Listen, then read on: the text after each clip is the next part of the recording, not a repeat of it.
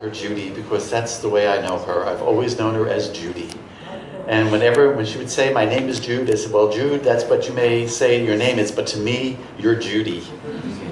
And Judy, actually, when she came back to the Transit Authority, I had the good fortune of having Judy work for me for a short time, because she wanted to come back from the West Coast, and the only position available was a labor attorney, and I was, at that time, the senior director in charge of the attorneys.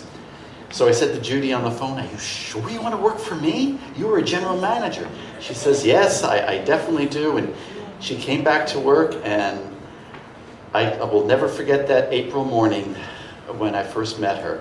She was a person who was full of life, full of zest, very, very intelligent lady. And she and I became like, it was amazing how we became friends. Friends to the point where she was like a big sister to me. I mean, there were many days that whenever I felt sad, I'd go into her office and I would cry on her shoulders, and she was there, put her arm around me and tell me, "All right, it's okay, things will be better."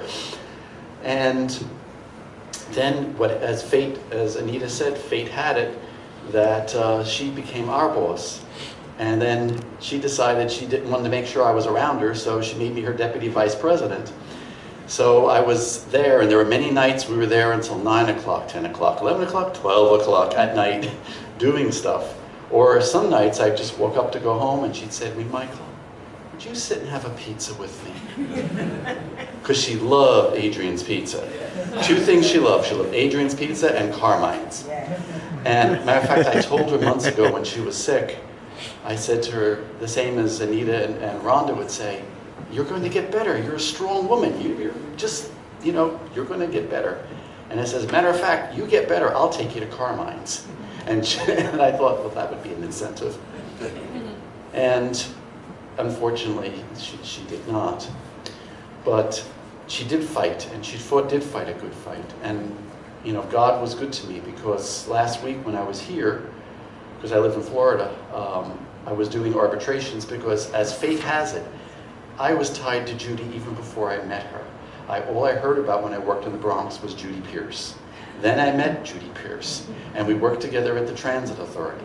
Then she went to work as an arbitrator for the Board of Education. And she used to tell people at the Board of Education, "You got to bring Mike Lendino on to work with you."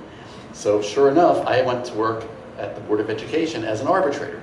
So our lives seem to have been intertwined, as if there was a destiny that the two of us were to work together and be together. But she was just more than a colleague. She was my friend, and as I said, she was my big sister.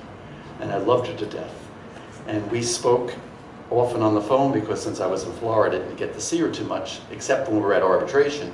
And she said to me, "Michael, I'm coming down to visit you in Florida." I said, "Okay, Judy, come." I said, "Fly, I'll come up and get you."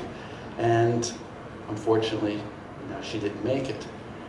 And it's a lesson to us that we need to live our lives and do the things that are important to us. And we should say every morning when we get up, "I love you," and say every night when we go to bed to our partners and friends, "I love you," because you don't know when you can't say it again.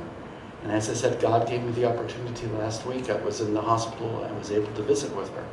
And I held her hand for 2 hours, and I was speaking to her, and I hope she understood what I was saying. I think she did. And I told her before I left how much I loved her. And I think that's an important thing, because, I heard something interesting recently, a phrase that all of us are homeless, and we're on a journey that God has put us on, and the journey is to go home.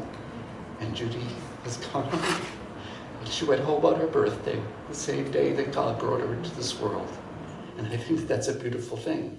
Just as I think by coincidence today happens to be St. Valentine's Day, the day of love, and the day that we celebrate love in hearts. And it is on this day we're able to say goodbye to our friend and our sister, whom all of us in this room love so very much. And I thank you very much. And I thank you, Adrian, for that.